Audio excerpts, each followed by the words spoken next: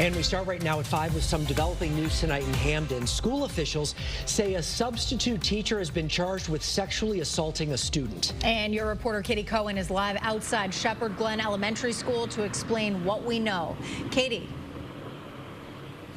This is one of the schools where Jack Gill worked as a substitute teacher during his time working for the Hamden School District. The superintendent says it was inside this building where he inappropriately touched a student in December. Now, months later, the investigation is playing out. It started with a child speaking up. Hamden school officials say in January, a Shepherd Glen Elementary School student went to a teacher and said they were inappropriately touched during a class with substitute Jack Gill in December 2025. That teacher reported it, triggering an investigation involving Hamden schools, police, and DCF. Then Gill was arrested on sexual assault and illegal sexual contact with a victim under 16 last Friday. Gill was not a Hamden school employee. He was placed through Kelly Services, a temporary staffing agency.